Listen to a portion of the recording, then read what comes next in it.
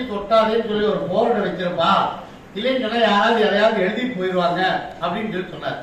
உடனே இவர் என்ன பண்ணா, இது நல்ல யோசனையா இருக்குது அப்படின்னு சொல்லிட்டு ஒரு போர்டு பக்கத்தில் எடுத்து இந்த சோட்டில் நோட்டீஸ் ஒட்டாதே அப்படின்னு எழுதி ஒரு ஆச்சரியக்குறியை போட்டு வச்சுட்டாரு. அடுத்த நாள் காலையில் வந்து பார்க்குறாரு, ஒரு பையன் முன்னாடி இப்போ வந்து அவசரமா பசை போட்டு ஒரு பெரிய போஸ்ட்டுக்கு பசை போட்டுட்டு இருக்கிறான். இவர் செவத்துல ஒட்டி டே கத்த போய் போஸ்ட் ஒட்டிட்டான் செவத்துல. உடனே அறிவு விட்டவனை மண்டையில் நமக்கு ஏதாவது மூளை இருக்கா, நீ படிச்சவன் தானே, அந்த நோட்டீஸ் அங்கே என்னடா எழுதி வச்சிருக்கு அப்படின்னு கேட்குறாரு. அவன் சொல்றான், இந்த நோட்டீஸ் ஒட்டாதே ஆனா ஒட்டுது, இந்த மாதிரி நல்லா ஒட்டி இருக்குது. ரொம்ப அறிவாளி அவன், அதனால அவன் சொல்லியிருக்கிறேன்.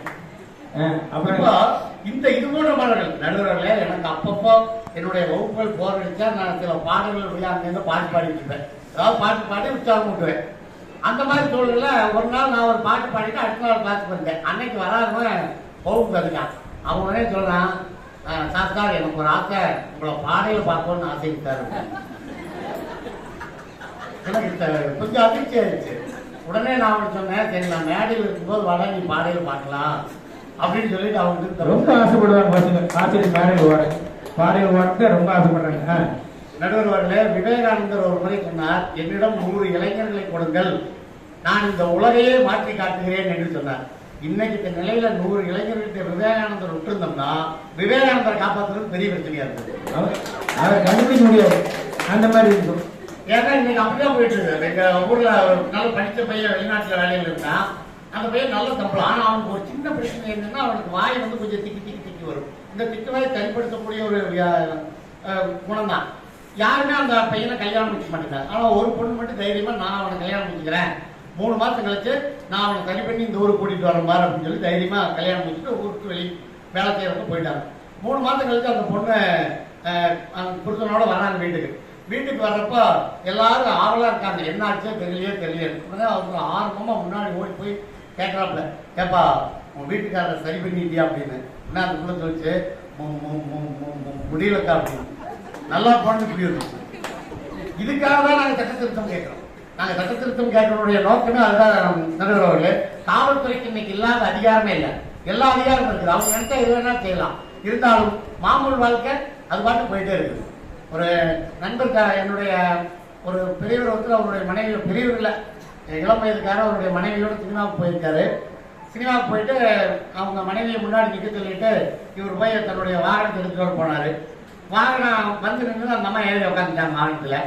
வாகனம் போயிட்டு இருக்கு. கொஞ்சம் தூரம் போனதுக்கு அப்புறம் தான் பாக்குறாங்க தடை வேற தடத்துல போகுது. உடனே அந்த அம்மா சொல்லுது, கொஞ்சம் எங்க தடை மாதிரி போறீங்க அப்படின்னு.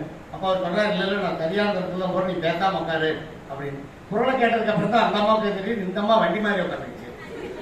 வண்டி மாதிரி உட்காந்த உடனே நேர் வேகமா போனது, வண்டி நிறுத்தி சத்தம் போட போட அந்த காவல்துறை ஜீப்ல வந்து எல்லாத்தையும் செக் பண்ணிட்டு இருக்காங்க. இவரை பார்த்த உடனே போ அப்படின்ட்டு காவல்துறை.